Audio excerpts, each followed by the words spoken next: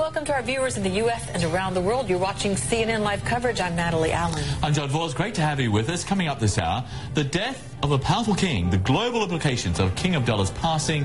We will have regional reaction. So David Andrew Weinberg is a senior fellow at the Foundation for the Defense of Democracies. He joins us via Skype in Washington.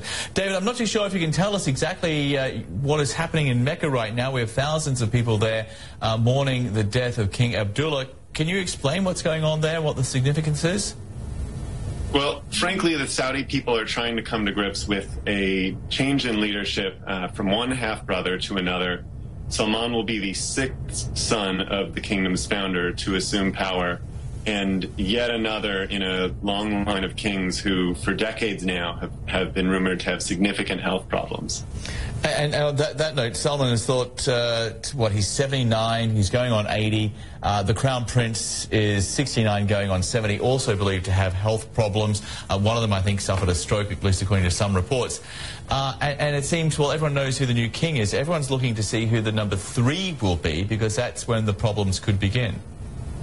Yes, exactly. So this was an issue when the late King Abdullah himself was appointed the number 3.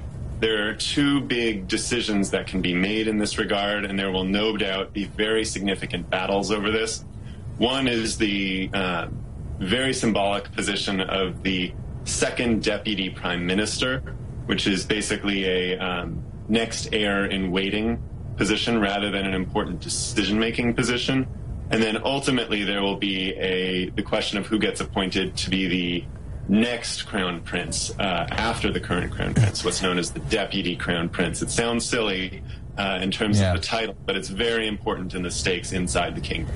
It's a bit like here is the king, just like the old king, because if anybody's expecting much change in Saudi, they're probably going to be disappointed. The floggings will continue, the beheadings will continue, women still won't be allowed to drive. This is a country which isn't about to change in a whole lot of ways. Right, and that's actually one of the remarkable things about the legacy of King Abdullah. He is he's being widely mourned around the world as a true deep reformer. But if you look at where Saudi Arabia is today, it hasn't actually moved that far from when he assumed the throne in 2005. How much blame does Abdullah shoulder right now for the rise of Islamic militants from Al-Qaeda to ISIS? Well, as the de facto ruler of Saudi Arabia since 1995, he bears significant responsibility in this regard. But then again, so does Salman, the current king.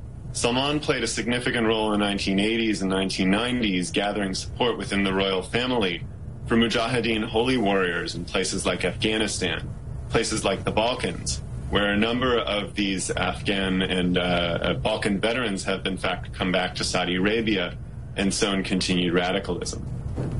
David, it is early in the morning in Washington. We appreciate you staying up and being with us. Thanks so much. David Weinstein with the Foundation for Defense of Democracies. Thanks so much.